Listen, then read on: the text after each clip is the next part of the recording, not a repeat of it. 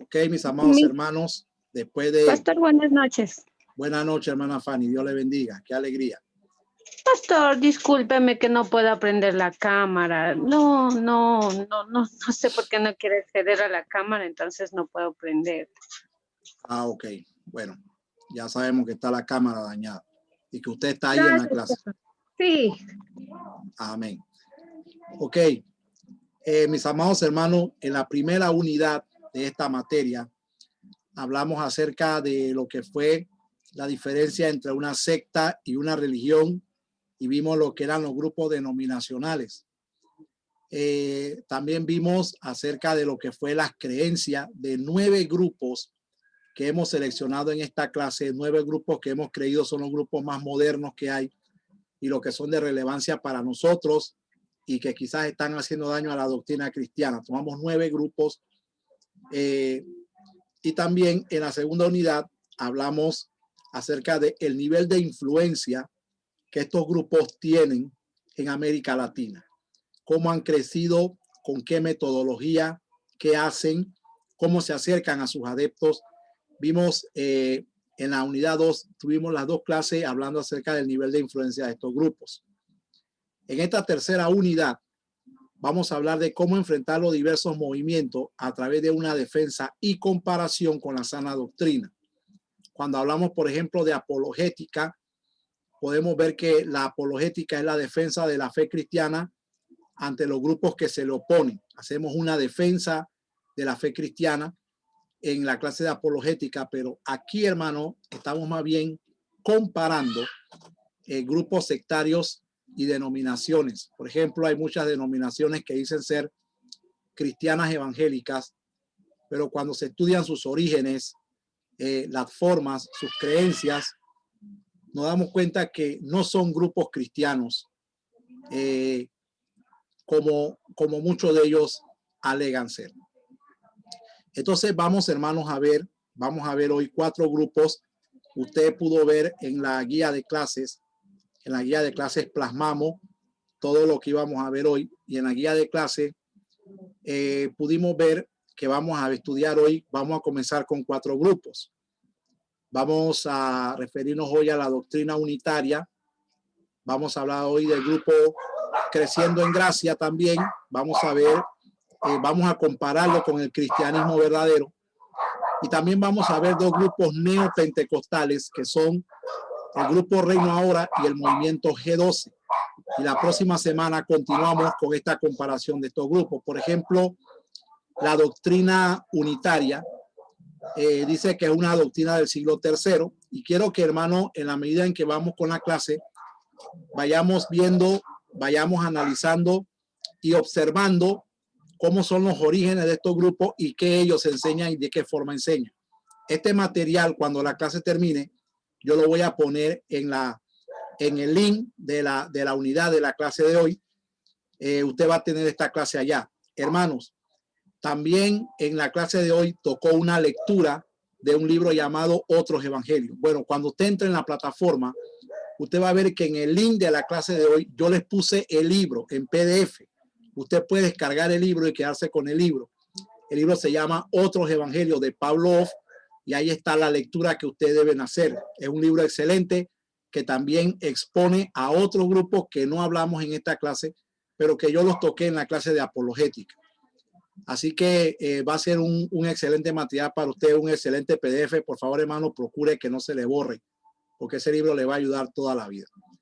Entonces, la doctrina unitaria y su fundamento nacen en el siglo III y surge de una doctrina nueva respecto a la deidad. Sabelio, un presbítero de la iglesia en el norte de África, afirmó que Dios no es trino, sino que Jesús es Jehová, la única persona de la deidad. Según él, los términos Padre, Hijo y Espíritu Santo eran 3 nombres que se referían al mismo ser divino. Dicha doctrina fue condenada y desapareció. Estamos hablando del siglo III con este hombre llamado Sabelio. Eso lo vimos en la clase 1, que argumentó esta postura acerca de la Trinidad. Voy a pedirle al hermano Mauricio que no lea esta diapositiva, por favor. En 1913 surgió de nuevo esta doctrina sabeliana. Durante un culto de bautismo en California, un predicador observó que los apóstoles siempre bautizaban convertidos en el nombre a los nuevos convertidos, a sus convertidos en el nombre de Jesús, y nunca emplearon la fórmula trinitaria en el nombre del Padre, del Hijo y del Espíritu Santo. Juan Schechter, predicador pentecostal, al oír estas palabras pasó la noche en oración y tuvo una revelación sobre el poder que hay en el nombre de Jesús. En el campamento donde se encontraban los pastores presentes, estudiaron el asunto en el libro de Hechos y llegaron a la conclusión de que el verdadero bautismo tenía que ser hecho en el nombre de Jesús. Además, era imprescindible ser bautizado en agua y hablar en otras lenguas para ser salvo, aunque no creían en la regeneración bautismal.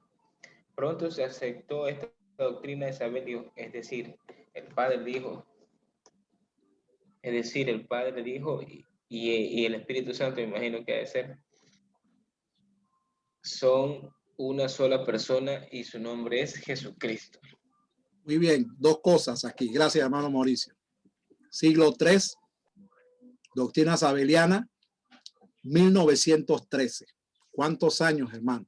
Siglos que esta doctrina desapareció y que la iglesia de los primeros siglos la condenó, y que ahora en 1913, durante una reunión, alguien sacó esto a la luz y comenzaron a argumentar de que los apóstoles del primer siglo bautizaban solamente en el nombre de Jesús y que nunca emplearon la fórmula trinitaria de Padre, Hijo y Espíritu Santo.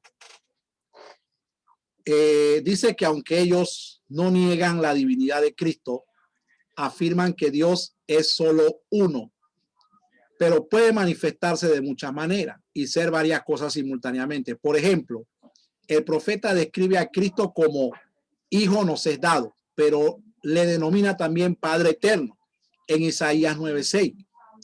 Y el hecho de que a veces la Biblia menciona separadamente las personas de la Trinidad, como en Colosenses 2:11, el misterio de Dios el Padre y de Cristo, le es algo inexplicable, pero no una indicación de pluralidad en la deidad. Es lo que argumentan ellos. La revelación llega a su máxima expresión en Cristo Jesús. Según los sabelianos, dice que Dios fue manifestado en carne, 1 Timoteo 3:16. Esto es según los unitarios, ¿verdad? Según ellos, toman como base Isaías, dice que al Hijo lo llaman el Hijo no se ha dado, pero que también lo llaman Padre eterno. Y ellos toman esto para argumentar de que es una sola persona.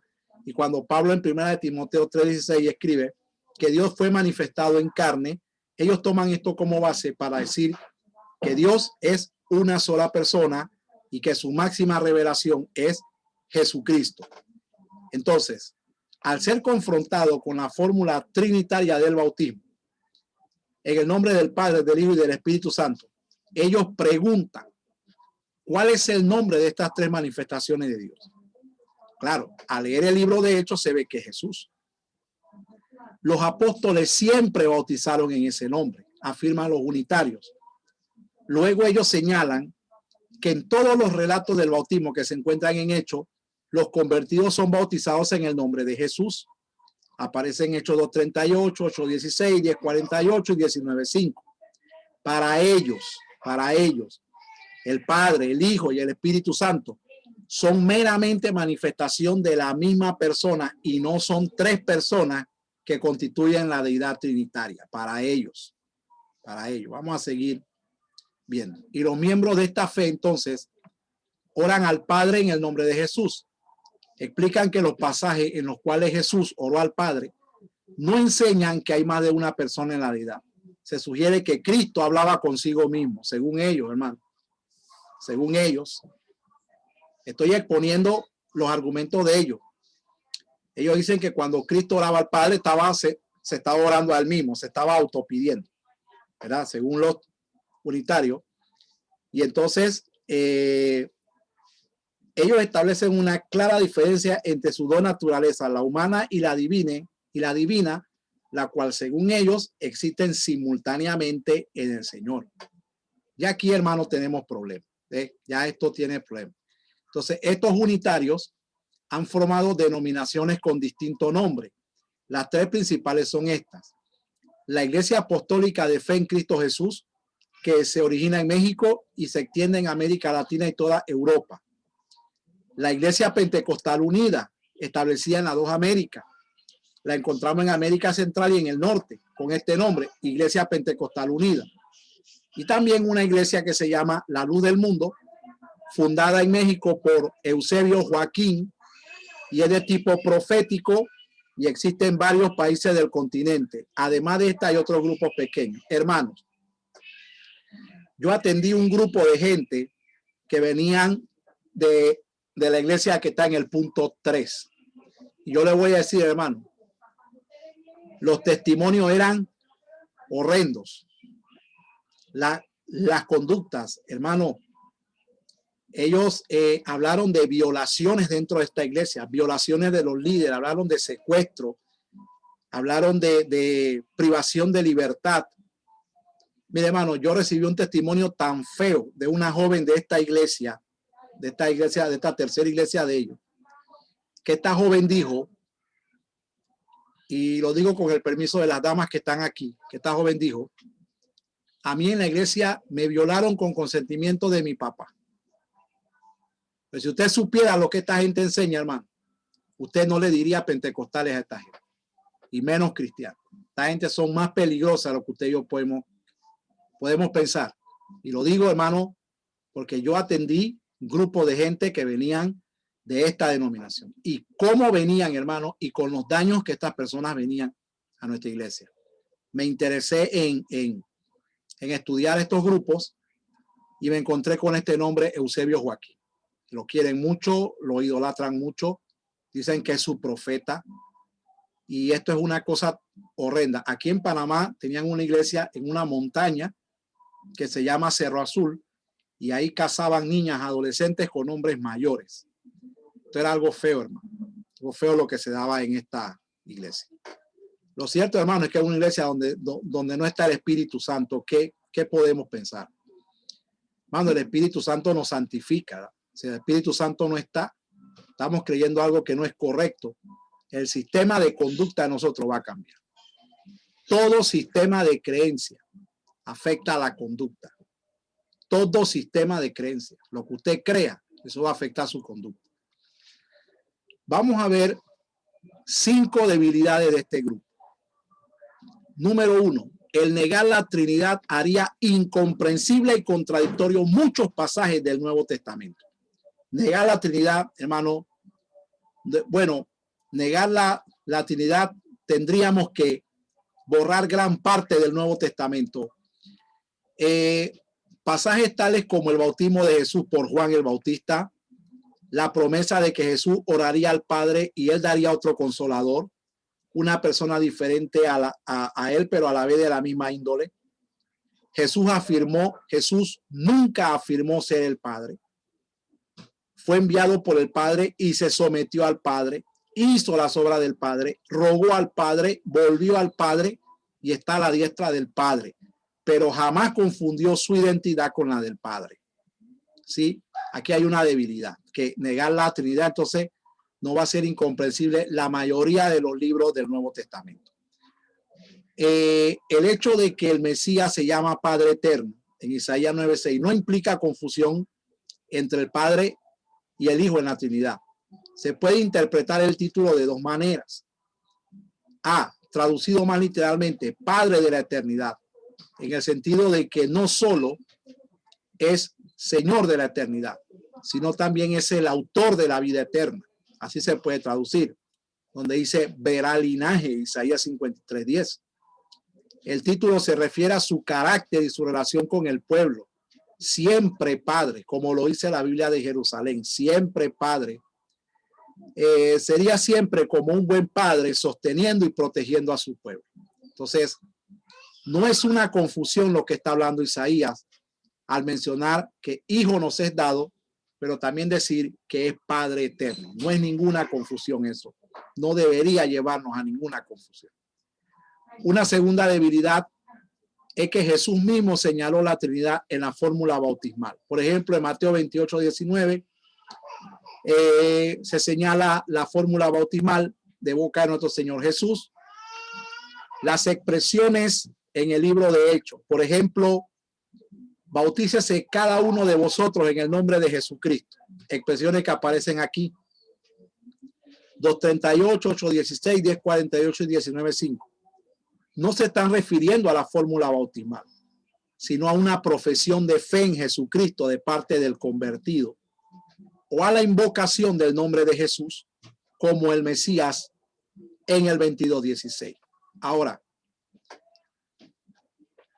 el pueblo a quien se referían los cristianos del primer siglo no tenían problema en entender al Padre y al Espíritu. Tenían problema para entender al Hijo. ¿Sí? El problema con los judíos del primer siglo era entender que Jesucristo era el Hijo de Dios. Entonces,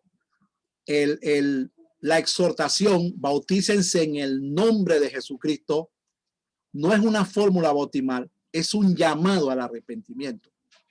Entonces, dice que era necesario reconocer a Jesús como Mesías prometido y depositar su fe en él para ser salvo. Es casi seguro que fueron bautizados en agua, empleando la fórmula bautismal que Jesús mismo les dio, pues los apóstoles se cae de su lado que ellos iban a cumplir al pie de la letra lo que Jesús había ordenado en la gran comisión. Hermano Tomás, léanos la tercera debilidad de los unitarios. Ciertos documentos muy antiguos atestiguan que la iglesia de los primeros 2 siglos empleaban la fórmula trinitaria cuando bautizaban a los creyentes. La Didache, manual de la iglesia, que se remonta probablemente al fin del primer siglo, dice así: ahora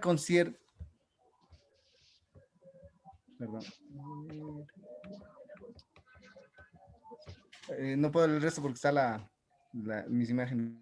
A ver, ahora concerniente al bautismo, bautizad de esta manera, después de dar enseñanza primeramente a todas estas cosas.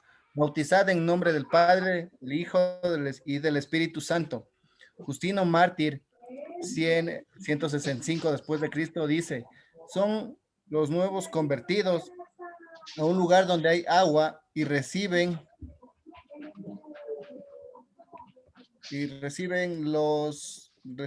de el bautismo, el lavamiento de agua en el nombre del Padre, Señor del universo, y de nuestro Salvador Jesucristo y del Espíritu Santo.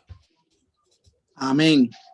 Hay entonces, gracias hermano, hay entonces documentos antiguos de los primeros 2 siglos que dan a entender que la iglesia empleaba la fórmula trinitaria cuando los creyentes se bautizaban, ¿verdad? Justino Mártir es uno de esos testigos que escribe, donde en uno de sus libros se dice: son traídos los nuevos convertidos a un lugar donde hay agua y reciben de nosotros el bautismo, es decir, el lavamiento de agua, en el nombre del Padre, Señor de todo el universo, y de nuestro Salvador Jesucristo y del Espíritu Santo. O sea que hay evidencias en la historia de la iglesia que los nuevos creyentes se bautizaban con la fórmula trinitaria.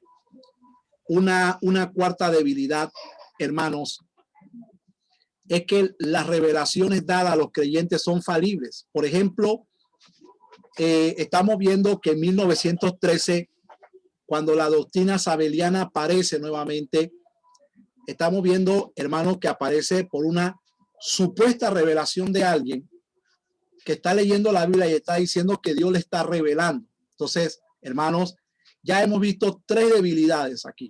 Y una cuarta debilidad cabe mencionar, que las revelaciones que un ser humano recibe son falibles, no son infalibles. Entonces, si no fuera así, el apóstol Pablo no habría señalado de que los profetas hablen 2 o 3 y los demás juzguen, y examinarlo todo y retener lo bueno. Es posible que ciertas revelaciones sean de la carne. Los evangélicos basamos nuestra doctrina sobre la Biblia. ¿verdad? Apocalipsis 20, 18 y 19. El don de la profecía en la iglesia no es para revelar nuevas doctrinas, sino para edificar, exhortar y consolar. Para eso es la profecía. La profecía nunca es ni para traer, ni para inventar, ni para establecer nueva doctrina. Entonces, cualquier revelación que alguien diga traer a la iglesia y decir que Dios le dijo, debemos de saber, hermano, que eso es falible. Todo lo que los hombres digan es falible. Tenemos tres debilidades aquí que hemos visto que contradicen totalmente la supuesta revelación que recibieron estos pastores en 1913. Una de las cosas que ellos argumentaron era que era necesario hablar en otras lenguas para ser salvo. Entonces aquí hay una quinta debilidad. La salvación es solo por fe y en ninguna parte de la Biblia enseña que es necesario hablar en otras lenguas para ser salvo. Lo que la Biblia sí argumenta que la salvación es por la fe en Cristo Jesús, no por hablar en otras lenguas. Y hay movimientos llamados pentecostales que no son en sí pentecostales, porque ahora vamos a ver la diferencia entre lo que es ser pentecostal y ser neopentecostal.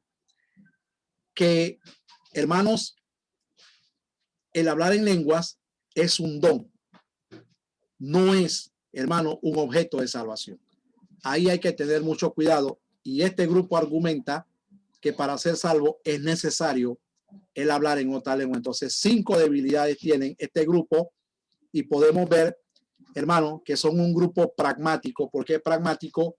Porque en 1913, cuando esta doctrina es desenterrada, aparece con una supuesta experiencia de una persona y ya al decir que Dios nos reveló, pero tenemos debilidades que no son compatibles con la Biblia, ya tenemos problemas con esta supuesta revelación. Entonces, el grupo unitario, Jesús solo, no es un grupo cristiano, hermano. Comparado con el cristianismo, no es un grupo cristiano. Es un grupo que dice ser cristiano, pero, hermano, en sus creencias están bastante alejados de lo que es el cristianismo puro. Vamos a ver la otra secta, que es el movimiento Creciendo en Gracia. El otro movimiento que vamos a ver aquí es el movimiento Creciendo en Gracia. El peligro de esta secta Creciendo en Gracia. Ellos tienen algunas doctrinas, por ejemplo, si se lee la doctrina de ellos o la declaración de fe de este grupo, usted dirá a primera vista, es un grupo religioso, es un grupo cristiano, que no hay ningún problema con este grupo, a primera vista. Es decir, creemos en la Biblia, creemos en una sola fe, un solo Padre, creemos en el Espíritu, creemos en la salvación, creemos en la gracia. Y en la declaración de fe de este grupo, usted verá, hermanos, que no hay ningún problema. Ningún problema. De hecho, vimos en la unidad 2 que tienen millones de seguidores. El último reporte arrojó que podían tener 1 millón de adeptos en todos los países donde están. Sin embargo, al estudiar las doctrinas de este grupo y lo que ellos creen, nos damos cuenta que no es un grupo cristiano. Voy a pedirle al hermano Raúl que nos lea esta diapositiva, por favor.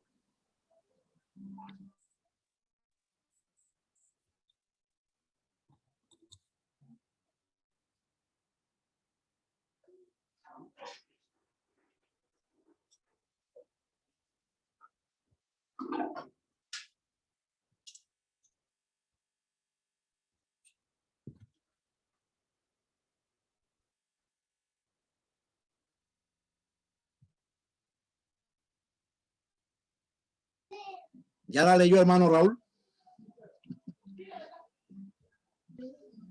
Pastor, si me escucha, buenas noches.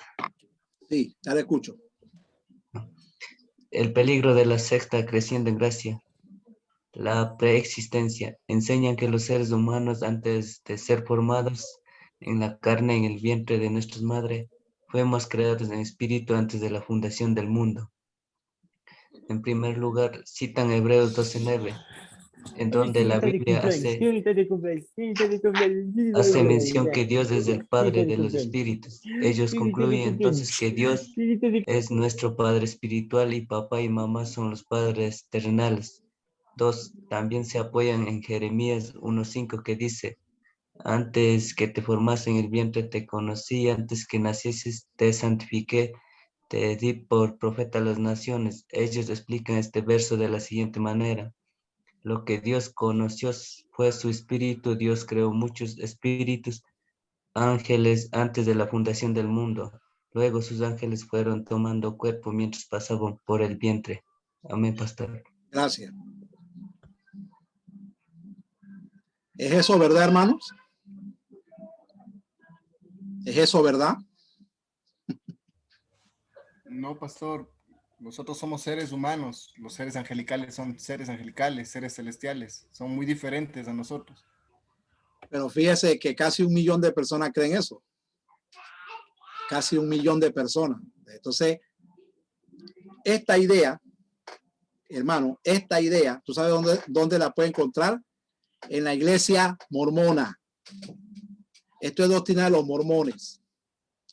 ¿Y sabe qué neopentecostal predicó esto? Que yo lo escuché. Myles Monroe predicó esto.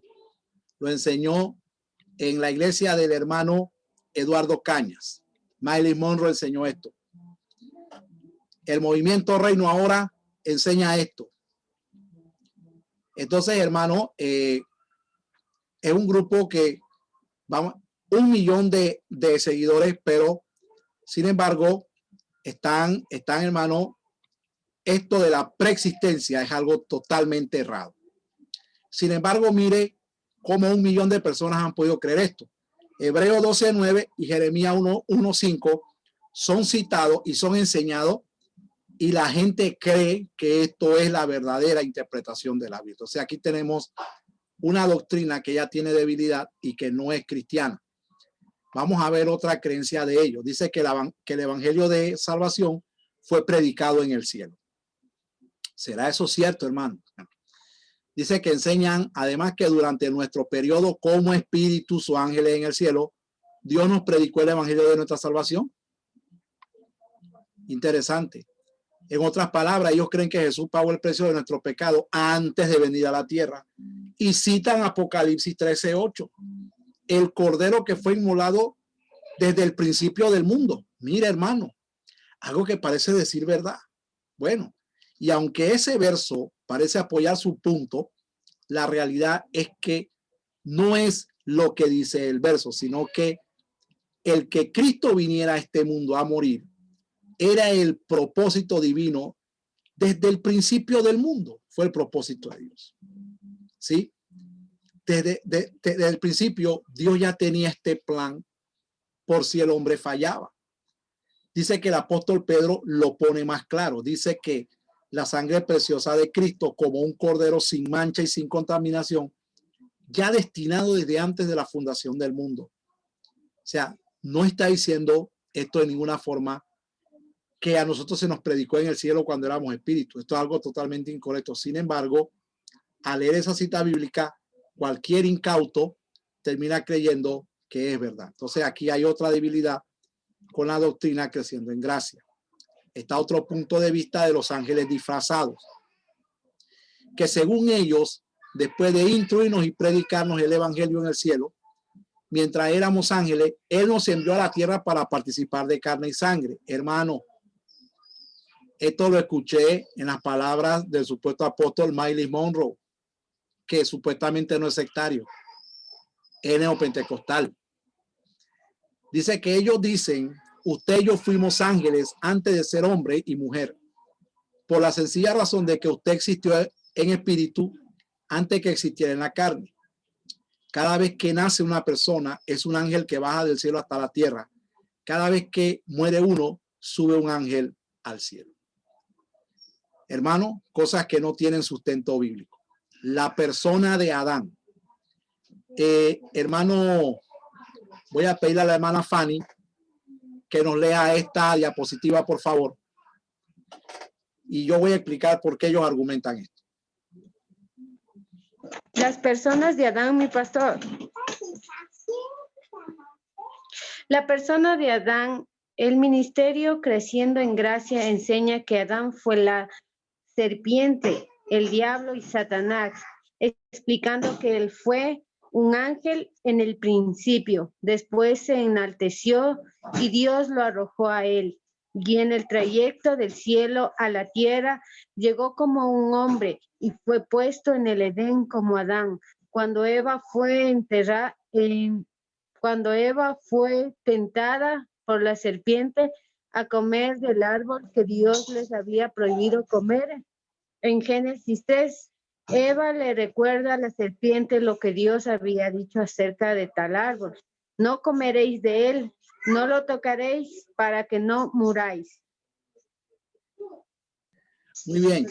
Gracias, hermana. El hecho de que ellos argumenten de que Adán era Satanás, lo argumentan para decir que Satanás no existe, que el Señor destruyó a Satanás y que Satanás no es un ser que ya esté activo y que por lo tanto el pecado no existe. Esa es la base de la doctrina, donde ellos dicen que el pecado no existe. Por eso su lema es creciendo en gracia. Hermano, ¿dónde encontramos una enseñanza que diga que Satanás no existe? Hermano, los únicos que enseñan que Satanás no existe son los satánicos. En la iglesia satánica se enseña que Satanás no existe, que Satanás es un hombre que representa el mal, pero que no es una persona. Entonces, esto que estamos viendo aquí es filosofía satánica. Esto no es filosofía cristiana, ¿verdad? Y esto también, la base de esto también está en la iglesia mormona. En la Biblia de los mormones se enseña algo muy, muy similar a esto que estamos leyendo aquí. El apostolado. Voy a pedirle ahora al hermano Fernando que nos lea el tema del apostolado en Creciendo en Gracia. Buenas noches, pastor. El apostolado. El grupo anuncia que su apóstol llegó al mundo en un tiempo de desesperación, en un tiempo en que la creación se preguntaba cuándo llegaría el otro, que edificaría sobre el fundamento que dejó el apóstol Pablo. Dicen ellos, ese hombre se llamaría José Luis de Jesús, a quien Dios preparó para creer, entender y explicar los misterios de Dios. Este suceso no se dio sino hasta 1993, 5 años después de José Luis de Jesús haber formado el grupo. Dice el grupo que este evento fue profetizado por el mismo apóstol Pablo en su carta de 1 Corintios 3:10, que dice, conforme a la gracia de Dios que me ha sido dada, yo como perito arquitecto puse el fundamento y otro edifica encima, pero cada uno mire cómo sobreedifica.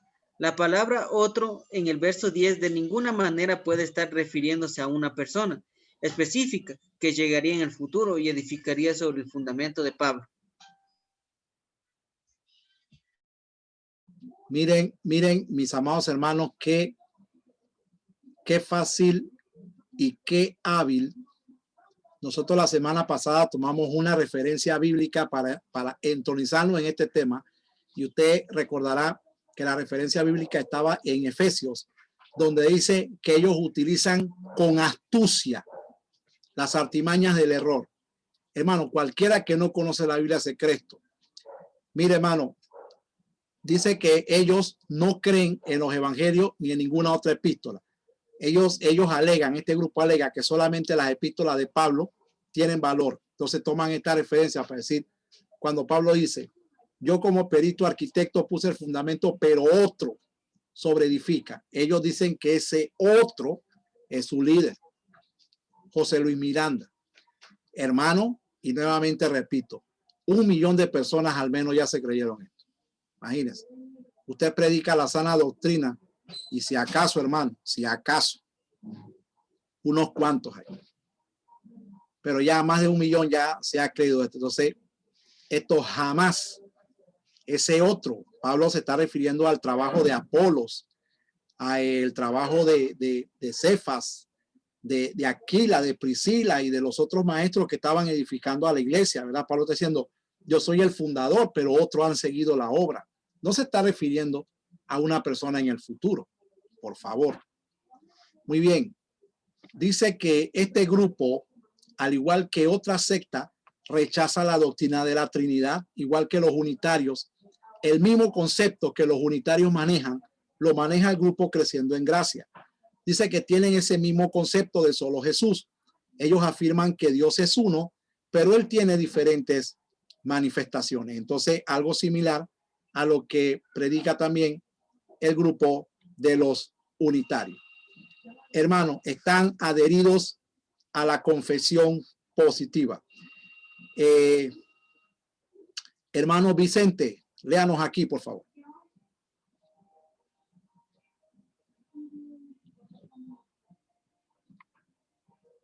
Hermano Vicente, ¿me escuchó?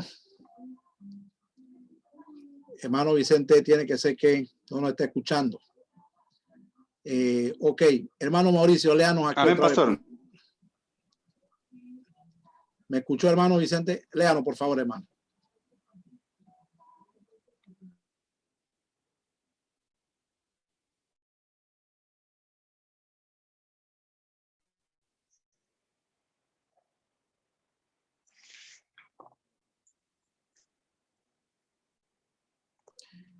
Me parece que el hermano tiene problema con la conectividad. De pronto hay problema con la conectividad. Hermano Mauricio, léanos, por favor. Listo, pastor. La confesión positiva, creciendo en gracia, ha sido influenciado por lo que se conoce como el movimiento de fe y prosperidad. Estos, al igual que otros movimientos y sectas metafísicas, creen que el creyente puede crear su propia realidad a través del pensamiento o la confesión positiva. Cuando sus feligreses están pasando por momentos de dificultades económicas o quebrantos físicos como enfermedades, sus maestros recomiendan que le hablen al Señor y a la situación de la manera siguiente. Señor, no recibo esto, recibo que esto se arregla, digo que esta situación cambia ahora. Tremendo. La confesión positiva. Hermano, de la confesión positiva, esta doctrina de la confesión positiva no es nueva. Esta confesión positiva surgió en 1920. Oiga eso, 1920 es esto de la confesión positiva y lo usan grupos neopentecostales y también lo utiliza el grupo Creciendo en Gracia. Entonces, con Creciendo en Gracia estamos viendo un conglomerado de mormonismo, con unitarismo, con calvinismo, confesión positiva, neopentecostalismo, fábulas, porque esto de los ángeles, esto son fábulas, un conglomerado de cosas, ¿verdad? Y de mentiras, sobre todo de falsas interpretaciones que utiliza este grupo Creciendo en Gracia, pero que no es un grupo cristiano. Otras falsas enseñanzas de ellos dicen que Cristo dice que llevó el pecado, ya llevó el pecado, que no llevará nuestros pecados y que por lo tanto el Hijo de Dios nace y vive sin pecado. O sea, aquí se fundamenta el salvo, siempre salvo. No es que Cristo lo va a llevar, sino que ya lo llevó. Que al mismo tiempo que Adán engendró un hijo en Eva, Dios también engendró otro hijo en el mismo vientre. Una parejita, gemelos, y de esas se formaron en Eva dos simientes. Creen que esa otra simiente es la simiente de su apóstol. Enseñan que no podemos llamarle pecador a uno que peca, porque no hay tal cosa como el pecado. Por eso está el tema de que Satanás no existe. Para ellos no existe el pecado. Que solamente se deben leer las 14 epístolas de Pablo y que los demás libros de la Biblia hay que botarlos a la basura porque son la ley. Que el que escribió Primera de Pedro 1:17, conducidos en temor todo el tiempo de vuestra peregrinación, ellos dicen que el que escribió este versículo dicen que es un maldito y condenado, porque según ellos habló mentira cuando escribió este versículo, según el grupo Creciendo en Gracia. Ok. Otras enseñanzas dicen que todo el que siga las pisadas del maestro va a terminar en una cruz crucificado.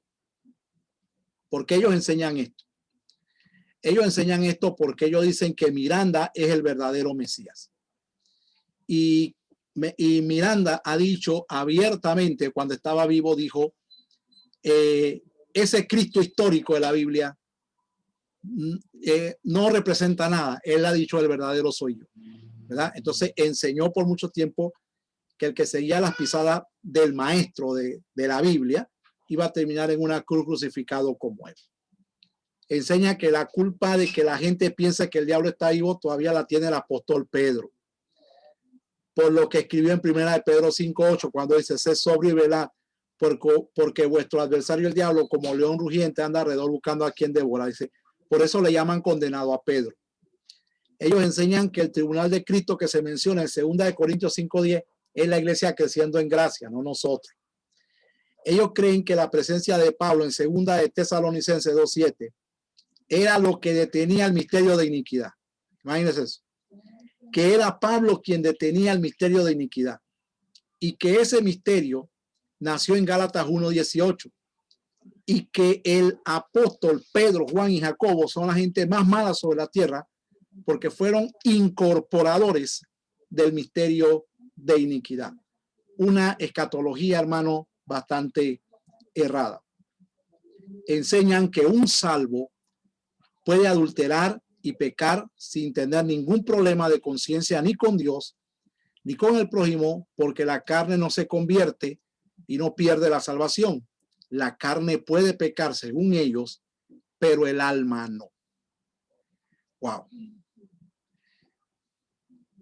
Al final de esto, Creciendo en Gracia en la actualidad, dice que de Jesús Miranda fallece el 8 de agosto del 2013 en Texas, Estados Unidos. Su esposa ahora se proclama su sucesora y se hace llamar Cristo Libet. Y según Cristo Libet, todos aquellos fieles que no crean en ella se ponen al infierno. Lo más curioso es que esta secta, mis hermanos, sigue creciendo y ganando adeptos en algunos países. Wow. Hermanos, ¿alguna pregunta hasta aquí? ¿Alguien tiene alguna pregunta? ¿Algo que quiera decir? ¿Alguna aportación? Bueno, a mí me parece increíble la cantidad de herejías de esta secta y más increíble que haya gente que se las crea, porque son tantas, tan variadas y algunas hasta rayan en lo ridículo, ya parecen sacadas de la fantasía realmente. Y me parece tan raro que gente cree en eso. Y lo más raro, hermano, es que siguen creciendo. Sí, es lo más impresionante, es que siguen creciendo, no se detienen, siguen ganando gente. Todos los días tienen nuevas mentiras, tienen nuevos errores y la gente, hermano, como si nada. La gente sigue ese camino. Usted ve las iglesias de ellos siempre están llenas, igual que el grupo unitario. Mire, hermano, hace poco vi yo a un pastor unitario y esto me dio mucho dolor. Yo vi a un pastor unitario, porque ahora han salido muchos unitarios defendiendo su teología unitaria, y estuve viendo algunos de ellos y de verdad, hermanos, que sus argumentaciones no son tan profundas como ellos pretenden decir. Este pastor unitario comenzó a testificar de 3 personas que no habían creído en la doctrina unitaria y habían acabado muertos. Yo me pregunto, ¿dónde eso es un testimonio? O sea, en esta vida todos nos vamos a morir. O sea, yo no creo que una persona muera por no creer en una doctrina. Entonces, este pastor unitario dijo así de una manera burlesca, dijo, un fulano que me dijo que la Trinidad existía, yo le dije que no, y él me contradijo, lo agarró un autobús y lo estrelló y le pasó por encima. Hermano, ¿por dónde eso es un testimonio? O sea, atribuirle la muerte de este ser humano a que no creyó en la doctrina de él. Por favor, hermano. Es como dice usted, hermano Tomás, es algo ridículo. O sea, en este mundo todos nos vamos a morir y yo no sé por dónde es motivo de alegría que eso le pase a un ser humano. O sea, yo no veo por dónde esto sea algo que alguien tenga que testificar en un altar, haciéndolo, no sé si en forma de amenazas, diciendo como que el que no cree en esta doctrina se va a morir. Ahí no está el Espíritu Santo, hermano. Eso no es de Dios. Eso no es de Dios, ni procede del Espíritu Santo, ni de un corazón limpio, hermano. Esto está fuera de orden. Y nuevamente lo digo y lo repito, y cuidado hermano que viene en el parcial 2. Todo sistema de creencia afecta la conducta. Todo lo que usted crea va a afectar su conducta. No veo por dónde sea un motivo de alegría que alguien haya muerto de esta forma. Y vi a este pastor haciendo burla de 3 seres humanos que según él murieron porque no creyeron en lo que él predicaba. Bueno. He tratado con, Dios me ha dado la oportunidad de tratar con personas que salen de este grupo unitario. Y le voy a decir, hermano, que los frutos de estas personas no son los más buenos que digan. Cosas muy extrañas y cosas muy bochornosas he escuchado en esta iglesia unitaria, que han pasado con problemas de conducta e inmoralidades que se han dado. Este grupo Creciendo en Gracia ha dejado gente con problemas mentales, porque ya hemos visto personas de esta doctrina con problemas mentales que entran ahí diciendo que Miranda es Dios y que la Cristo libre Dios, y al final quedan con problemas mentales. Son las cosas que ellos no dicen, los daños que ellos le hacen a los seres humanos. Porque muchas de estas personas que salen de estos grupos, por ejemplo, yo conozco 4 personas que tuve que atenderlo porque venían del grupo G12. Y son personas, hermanos, que qué problema restaurarlos. Salen dañados, salen golpeados, salen con ideas extrañas, hablan cosas que no son coherentes. Entonces, estos movimientos, hermanos, le hacen daño a la gente. Predicar algo que no es sana doctrina le hace daño a la gente. Entonces, todo sistema de conducta va a terminar afectando, todo sistema de creencia al final va a terminar afectando la conducta de la gente. Ahora vamos a ver 2 movimientos neopentecostales, el movimiento Reino Ahora y el movimiento G12. Pero antes de entrar en estos 2 grupos, quiero decir algo de lo que es pentecostalismo y neopentecostalismo, porque el pentecostalismo no es neopentecostalismo. Hay que tener mucho cuidado en esto.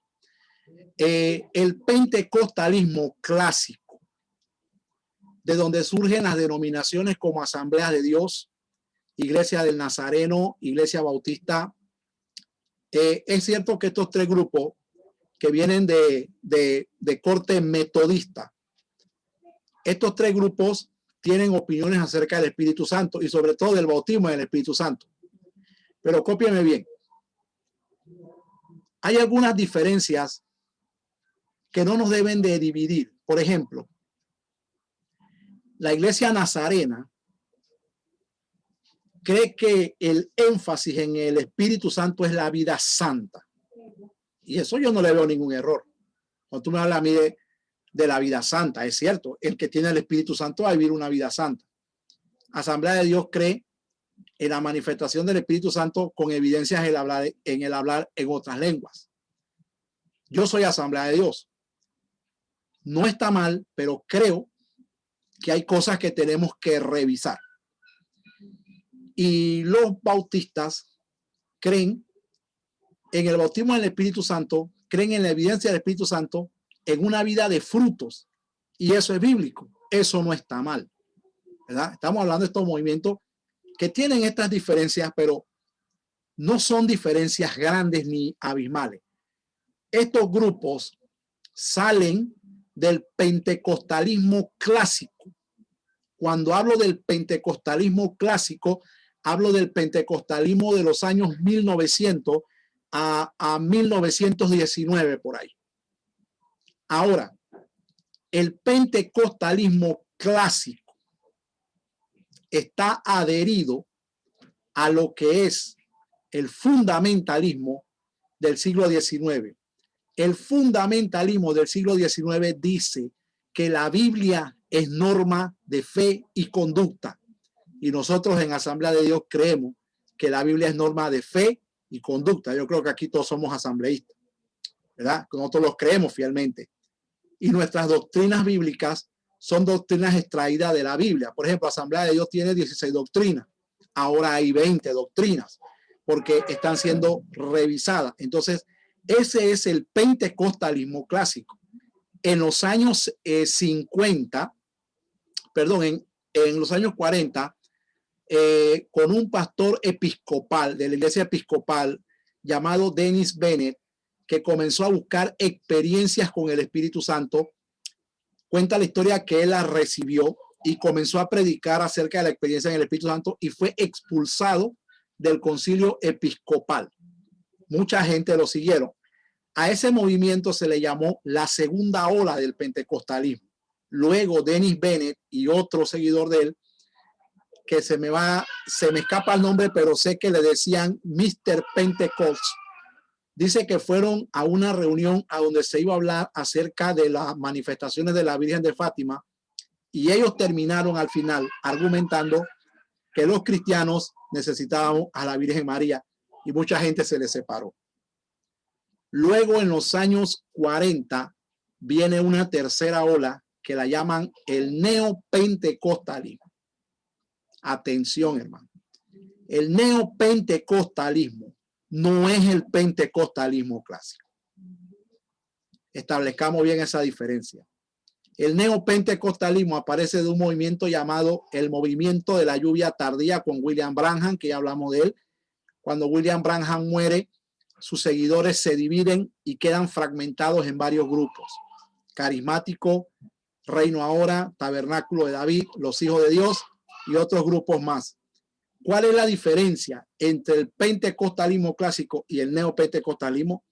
Que el neopentecostalismo no tiene una teología unificada y tampoco tienen cuerpos de doctrinas bíblicas.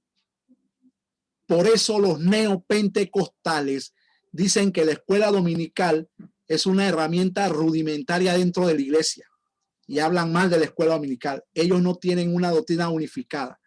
Entre ellos, confesión positiva, prosperidad, risa santa, G12, reforma apostólica, teología emergente. Esos son neopentecostales, no son pentecostales. Y aunque parecieran ser pentecostales, no lo son. No lo son, mis hermanos. Y eso hay que establecerlo bien. Los neopentecostales no tienen doctrina y ni siquiera creen en ella. Los neopentecostales, sus movimientos están fundamentados en la experiencia de una persona. Por ejemplo, los que vamos a ver ahora. Reino Ahora y Movimiento G2. El movimiento de Reino Ahora es un grupo neopentecostal que, al igual que todos los demás, no cuenta con un credo oficial, doctrina o teología que lo unifique. El más prominente de ellos, que está en Miami, ahora mismo todos los días se inventa algo nuevo. Y algo nuevo que se ha inventado en esta semana, poquito le faltó para decir que él era Dios, ¿verdad? Aquí en Panamá hay uno que vino y sacó gente de todas las iglesias y formó un ministerio porque dice que Dios lo mandó aquí. Ya está pidiéndole a la gente que le digan papá o que le digan papi. Y hay un pocotón que han salido avergonzados para sus iglesias de vuelta porque decepcionados porque no encontraron lo que buscaban. Entonces ellos no son pentecostales. Nosotros somos pentecostales porque creemos en el ministerio del Espíritu Santo. Hay un hilo muy delgado en las cosas que ellos están haciendo, ¿verdad? Porque cualquiera que lo ve a simple vista dice, sí son pentecostales, pero no lo son. En fin, el movimiento del Reino Ahora es un grupo ecléctico. ¿Qué quiere decir? No es un grupo eclesiástico, hermano, que siguen su propia filosofía. Y esto es lo que los hace a ellos peligrosos. Ejemplos son sus creencias. Vamos a ver aquí a continuación 24 argumentaciones del movimiento Reino Ahora, en los cuales ellos han afirmado sus creencias y que además estos argumentos muestran la peligrosidad de este grupo. Yo quiero pedirle al hermano Tomás que me ayude con las 3 primeras creencias de este grupo. Amén. Primero, para empezar, los maestros del Reino Ahora hacen interpretaciones de la Biblia tomándose la libertad de ignorar el contexto completo de las Escrituras. Segundo, Ellos creen que el mensaje de la Biblia es un modelo a seguir. Por ejemplo, si en el Nuevo Testamento hubieron apóstoles, entonces la iglesia de hoy debe ser guiada por apóstoles. Tercero, si en el Antiguo Testamento habían profetas, la iglesia de hoy debe tener también. Ok, vamos a leer esas 24 interpretaciones y argumentaciones y después venimos acá a hacer preguntas. Hermano Fernando, léame la de esta diapositiva.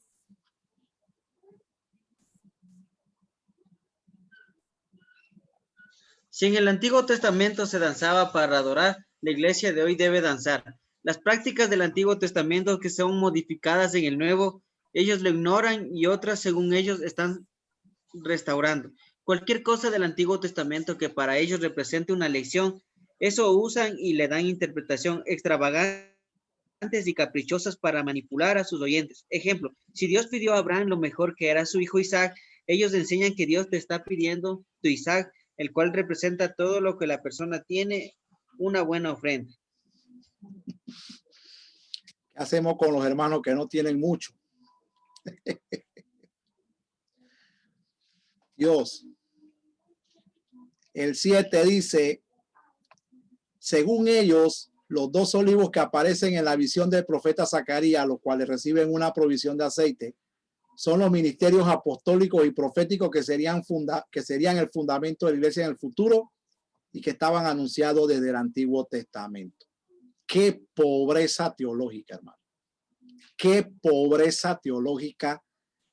Mire, el primer punto que leyó el hermano Tomás, quiero explicarlo un poco para que veamos la diferencia entre un pentecostal y un neopentecostal.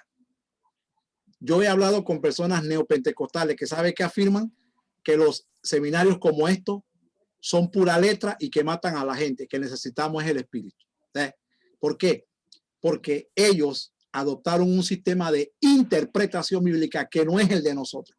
Por eso nosotros no somos neopentecostales. Ellos, hermanos, ellos lo que les sirve de la Biblia, así lo aplican, ignorando el contexto histórico, cultural y de todo, ¿verdad? Como por ejemplo esto, si Dios le pidió a Abraham, a Isaac, tú debes de traer tu Isaac. ¿Dónde está tu Isaac? Y si tú no tienes una buena ofrenda, entonces, hermano, tú estás mal con Dios. O sea, así de sencillo.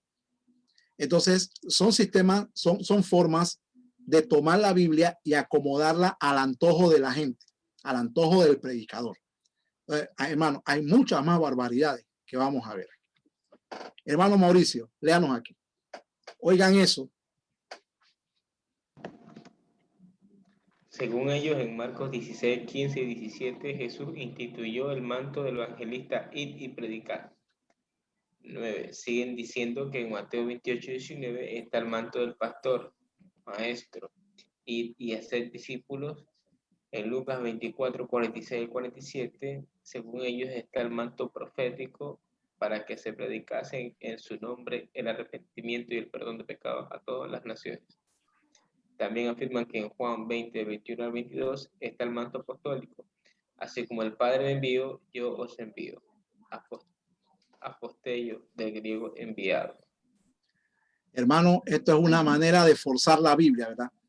Eso es una manera de torcer el brazo para darle la interpretación que no es a una cita bíblica.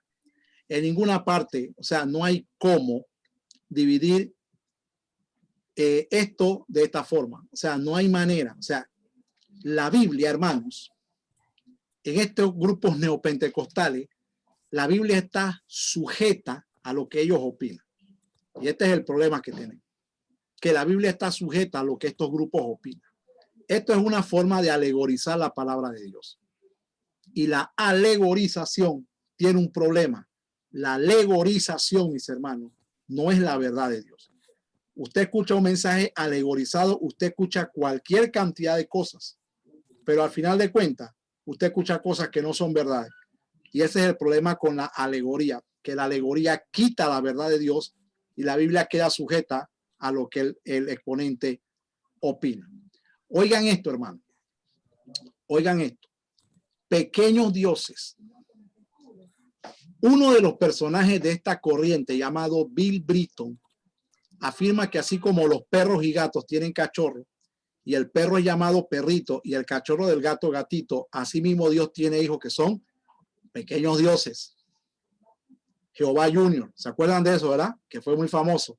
Jehová Junior, aquí está su fundamento. Esa herejía que le dio la vuelta al mundo de los Jehová Junior, aquí está. Para Earl Polk, otro personaje de esta corriente, afirma que en base a que son pequeños dioses, deben ejercer dominio y autoridad sobre el mundo, conquistando aún la muerte. De aquí surge la famosa teología del dominio, que en Panamá se introdujo de una manera, y aquí en Panamá decían el año no sé qué, el año del dominio, domina sobre esto, domina. Esta teología se metió aquí en mi bello Panamá, hermanos, y mucha gente quedó hablando y hablaban de dominio por todas partes. Dominio, imagínense, hermano, conquistar la muerte. ¿Quién puede conquistar la muerte, hermano? ¿Será que le quitaron la llave al Cristo glorificado de Apocalipsis 1, verdad? Que dice que él tiene en sus manos la llave de la muerte y el Hades. Esta teología se la quitó. Se la quitó, hermano. Hermano, ¿quién está por ahí que no nos ha leído, hermano? ¿A quién veo? Hermano Franklin, ¿está ahí, varón? Para que nos lea esta diapositiva.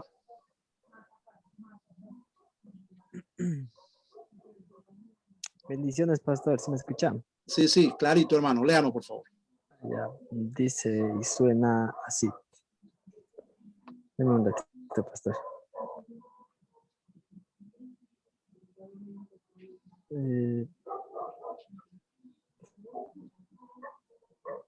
Dice, la teología del dominio está basado en Génesis 2, en donde afirma que el huerto de Edén, donde Adán fue echado, no era un bello lugar donde vivía, sino fue el lugar donde él recibió el Espíritu Santo, dominio sobre el mundo. Si no fue el lugar donde él recibió el Espíritu Santo, dominio. Él recibió el Espíritu, no le entiendo muy bien esta parte, pero bueno, dice, si no fue el lugar donde él recibió del Espíritu Santo, dominio sobre el mundo. Dominio del mundo. Allá. Dice, según ellos, cuando Dios dijo, hagamos al hombre a nuestra imagen y semejanza, creó pequeños dioses, por lo tanto, mientras el creyente no entienda esta verdad, seguirá viendo con una mente limitada sin poder manifestar el reino de Dios en la tierra. Gracias, hermano.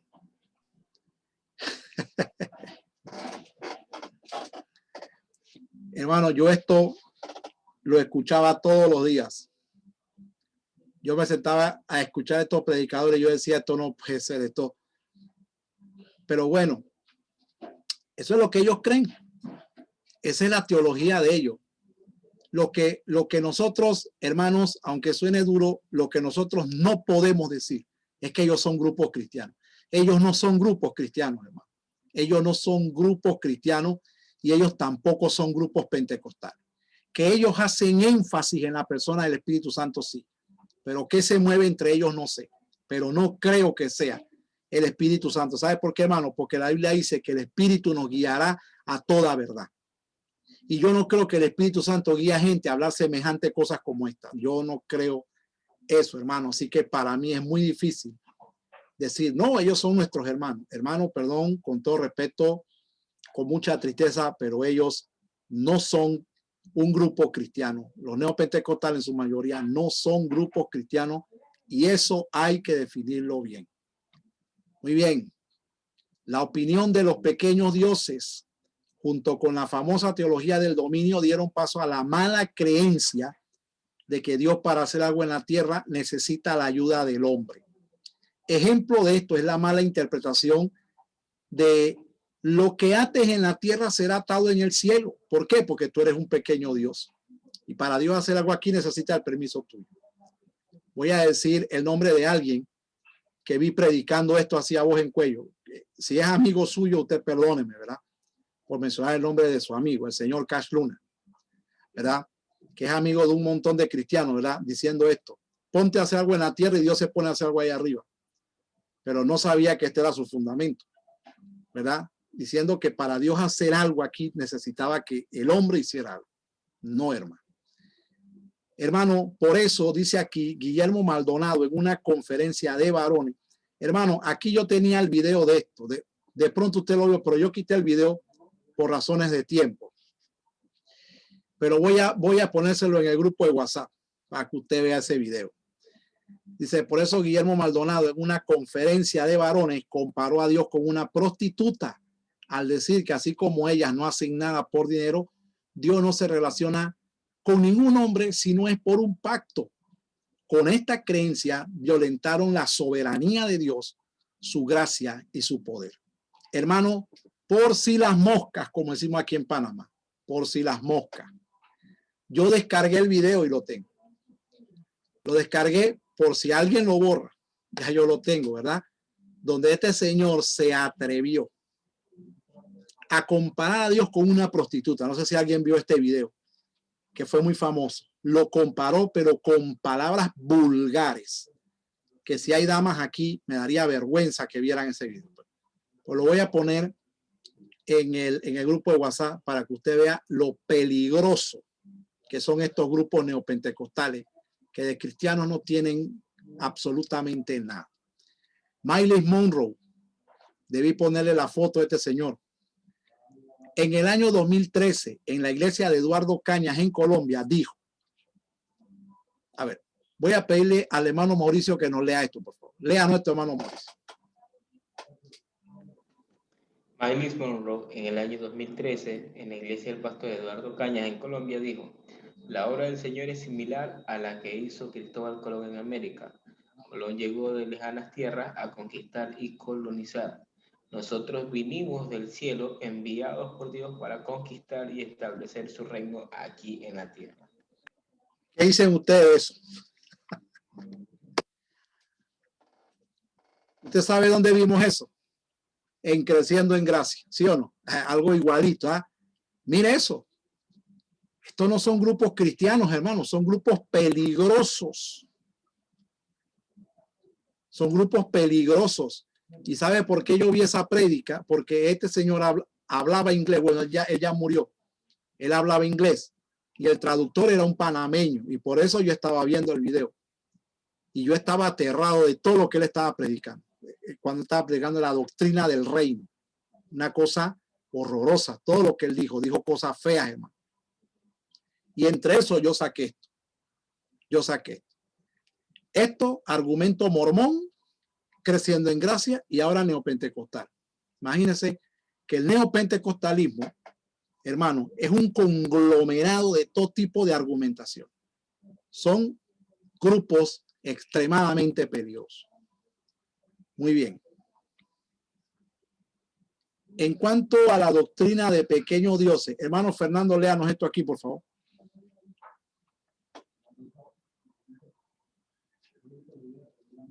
En cuanto a esta doctrina de pequeños dioses, Bill Hamon, otro de sus precursores, afirma que Jesucristo hombre es el inicio de una nueva raza de seres creados por Dios. Wow, tremenda cristología. Jesucristo, una nueva raza de seres creados. Ya esto parece una saga de la guerra de la galaxia o de una película biológica, algo así.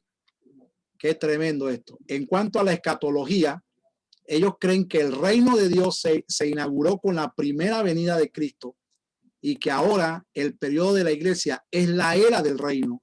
Por lo tanto, hay que establecer el reino por donde quiera que nos encontremos. Por eso usted oye muchas prédicas, ¿verdad? Establece el reino en tu casa, establece el reino en tu ciudad, establece el reino, porque este es el punto en que ellos creen.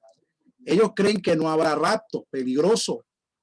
Creen que el éxito de la iglesia estableciendo el reino de Dios, creen en el éxito de la iglesia estableciendo el reino de Dios en la tierra y creen que Dios tomará el reino en la segunda venida de la mano de la iglesia. O sea, hermano, escuchamos a Jonás González de Enlace TV diciendo no hay rapto.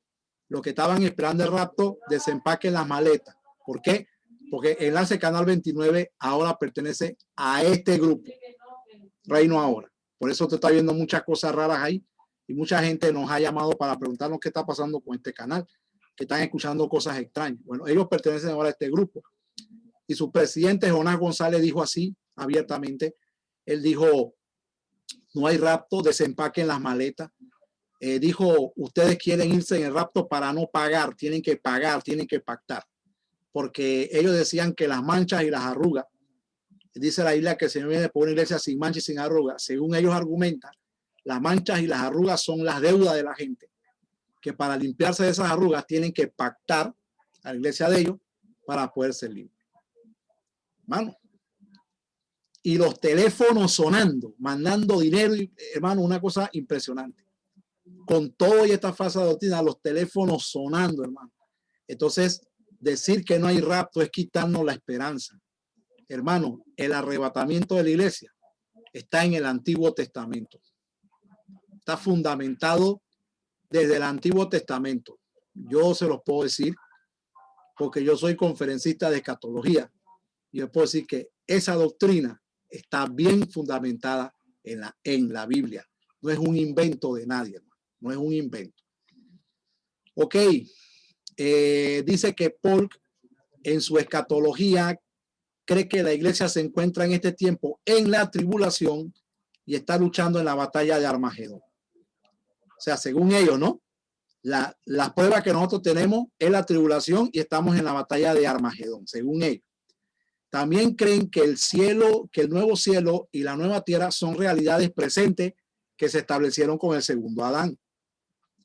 En su libro, The Wounded Body of Christ, no sé qué significa esto, algo así como el nuevo libro, el nuevo cuerpo de Cristo, algo así. O el maravilloso cuerpo de Cristo, algo así. Significa esto. En la página 104, Paul escribe, es mi criterio, así pone, es mi criterio, que la teología del rapto era buena para una época en que fue enseñada y que Dios la usó en ese tiempo, pero ese no es el mensaje que madurará a la iglesia hoy. Wow. Nos quitaron el arrebatamiento los neopentecostales, hermano. Nos quedamos en la tierra. Hermano Raúl, léanos aquí.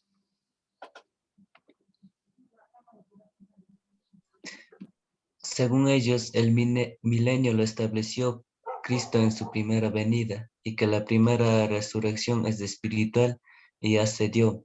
Esta fue nuestra justificación y nuestra redención.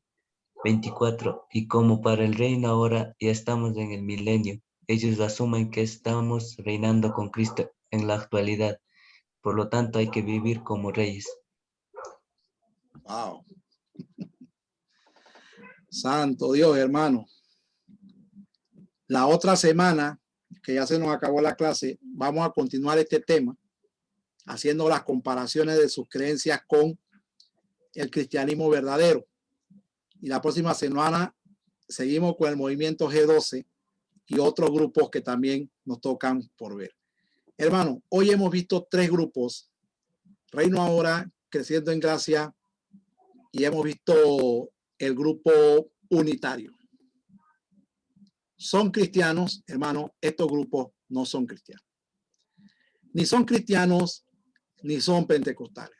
Entonces, tenemos muchas diferencias y nosotros como estudiantes de la Biblia, como pastores, como maestros, nosotros debemos de tener bien claro esto, porque se trata de que estas enseñanzas están persuadiendo gente de la verdad hacia el error. Y yo no creo, hermano, que la gente en error se vayan al cielo. Mire, el mensaje del evangelio es un mensaje de vida o muerte. O usted se salva o usted se pierde. Y hay una línea muy delgada, hermano, entre esto y lo que nosotros enseñamos. Porque toda la gente ve esto y la gente dice, todos son evangélicos. Todos son evangélicos, hermanos, y todos no son evangélicos.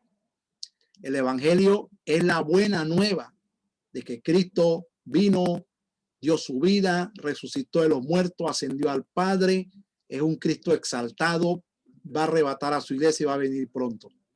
Y solamente por la fe en Cristo tenemos salvación y vida eterna.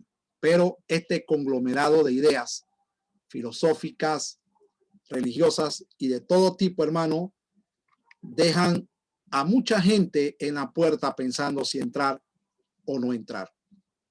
Entonces, amados hermanos, Para mí esta clase es un éxito, es una bendición esta clase poder comparar estos movimientos con el cristianismo verdadero. Para mí fue un reto, porque si a mí me envían a dar una clase que ya yo di, para mí no hay problema, pero si me envían a dar una clase que yo no he dado, es un desafío porque hay que estudiar, hay que indagar.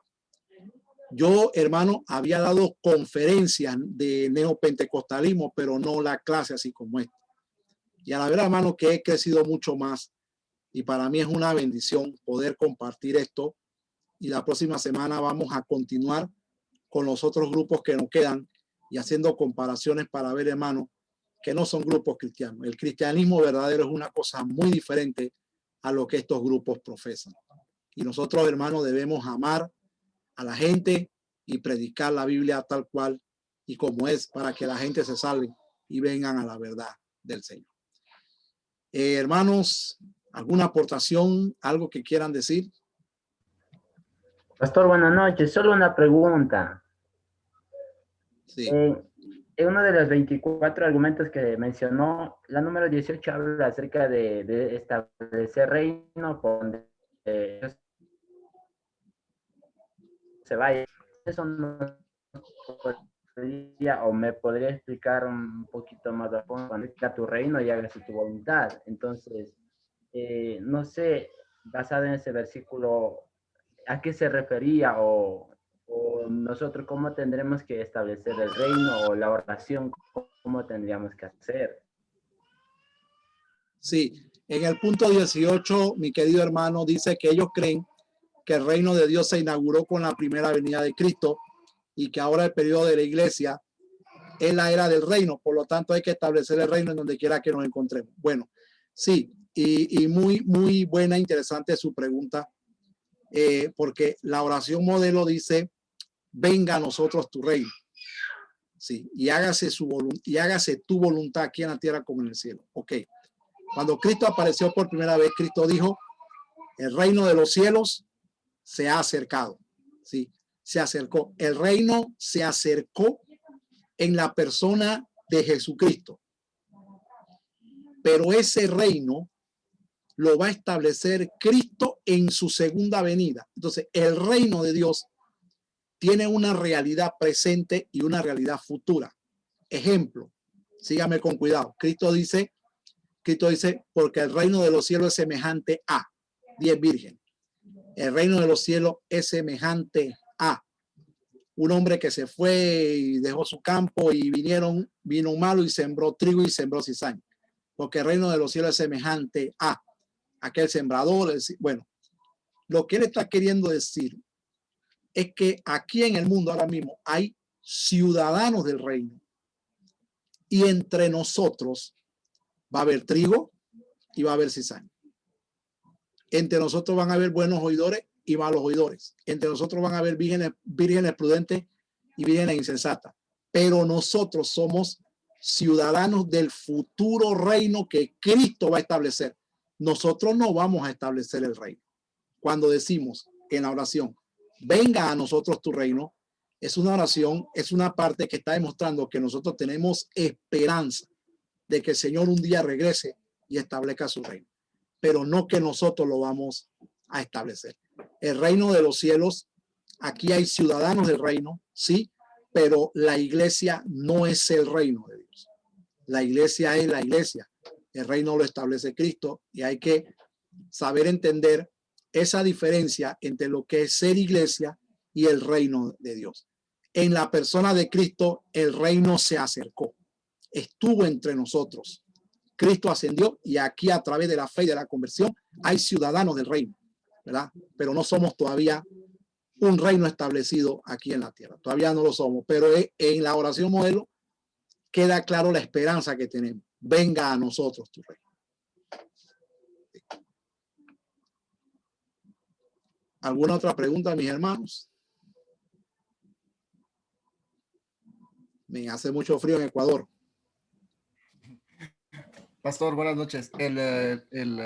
Dentro de todas las que hemos visto, son daninas, ¿no? Y yo personalmente me he visto afectado por esto, porque yo vengo de una iglesia, Asambleas de Dios de una ciudad, y estoy en otra ciudad, y estoy en otra iglesia, Asambleas de Dios. Pero acá de las 24 cosas que vimos, yo creo que se cumplen las 18, porque ya es tan pequeño el límite, la línea entre Asambleas de Dios y esto del neopentecostalismo. Porque, por ejemplo, le comentaba la vez pasada que, por ejemplo, mi pastor utiliza material del G12. Yo cuando leí que era del G12 y vi el autor, yo ya no lo quise revisar. Lamentablemente fue en una reunión de parejas. Entonces mi esposa malinterpretó esta situación y me ha llevado a problemas, de hecho ya de tipo marital con ella. Y también todo lo que se introduce hoy en día ya en las asambleas de Dios es tremendo. Viéndolo así desde lejos es tremendo. Analizándolo como lo analizamos en este momento, ya la línea ya no hay, ya no existe literalmente. Sí, porque lo que pasa, hermano Tomás, es que hay algo también que tenemos que ver, que hoy, hermano, no hay peor ciego que el que no quiere ver. La fe se ha convertido en una fuente de ganancia. Y si allá en Miami alguien se hizo millonario con una doctrina, yo también lo quiero tener. O sea, yo quiero tener el éxito. O sea, el mensaje del éxito es algo que ha cautivado a un hermano de sana doctrina, sin considerar de dónde viene ese éxito. Sin considerar de dónde viene ese éxito. Hermanos, si yo voy a tener éxito, dinero y bienes materiales, torciendo la Biblia, mejor déjeme pobre. Sí, porque esto se trata de una eternidad a donde la vamos a pasar, hermano. Esto se trata de la vida eterna. Esto no se trata de ser millonario aquí, hermano. Entonces, el problema es que, hermano, no hay análisis teológico, no hay teología, no hay doctrina, no hay estudio bíblico, sino que yo como pastor quiero copiar, repetir lo que estoy viendo de otros. Y muchas iglesias están siendo guiadas lastimosamente a través de estos sistemas, ¿verdad? Por ejemplo, aquí en Panamá, ni pensar que yo toque este tema. Aquí me excomulgan. Aquí me excomulgan, hermano. Porque aquí en mi país lastimosamente hay un ambiente, hermano, donde nadie quiere oír la verdad. Entonces, este es el problema. Que hoy, hermano, por ejemplo, no sé allá, pero aquí hay una tendencia de que si yo soy teólogo, si yo estoy en la facultad de teología y mis colegas lo saben, ellos me hacen mofa. El teólogo, cuídate del teólogo, cuídate de este hombre, mucho conocimiento mata. Y las ovejas oyen eso. ¿Y sabe qué quieren muchas ovejas? No quieren venir a los institutos. Pues yo le doy gracias a Dios que la iglesia que yo pastoreo, Dios me dio la gracia de fundarla. Y tengo 16 años ahí. Y los casi 100 miembros que están ahí fueron alcanzados por mi persona y por mi esposa. Y la iglesia está llena de gente joven que vienen con una mentalidad de preparación. ¿Por qué? Porque yo he venido haciendo la diferencia donde Dios me permite que haga la diferencia. Y el problema es este, hermano. Es que hoy queremos éxito y estamos creyendo que el cristianismo es tener, tener, tener y tener. Y si alguien salió diciendo que esto, que este sueño, que esta visión le dio tanto dinero, yo también lo quiero. Y si un pastor allá anda en limusina, yo también lo quiero. Entonces, este es el problema. Que hoy no hay criterio, no hay análisis, no hay teología, no hay estudio, no hay preparación, no hay nada. Mire, hermano, aquí en mi país, porque hablo de mi país, yo atiendo grupos de seminario donde solo hay 5 personas. 2 personas, 3 personas. ¿Y dónde están los demás? Porque este es el tiempo donde estamos, hermano, donde nadie se quiere preparar. Nadie se quiere preparar. ¿Y sabe qué están haciendo estos neopentecostales y sectarios? Están ganando terreno. Están ganando terreno. El domingo dijo uno, hay iglesias donde no hay milagro, donde no pasa nada, porque el manto apostólico no está y la gente y miles aplaudiendo eso, porque acá no queremos prepararnos. Pero hermano, ¿a qué voy con esto? Ustedes son una nueva generación. Ustedes, hermanos, hagan la diferencia donde puedan hacerlo. Hagan la diferencia, prediquen, enseñen, hagan la diferencia a donde Dios le permita a usted hacer la diferencia. Amén. La próxima semana vamos con el movimiento G12. Vamos a ver algunas cosas de este grupo y de otros grupos que nos quedan para continuar con el análisis de estos grupos neopentecostales y cuán peligrosos son estos grupos para la sana doctrina. Ok, mis hermanos, oramos. Padre, te damos gracias, Señor, por este día, por esta clase.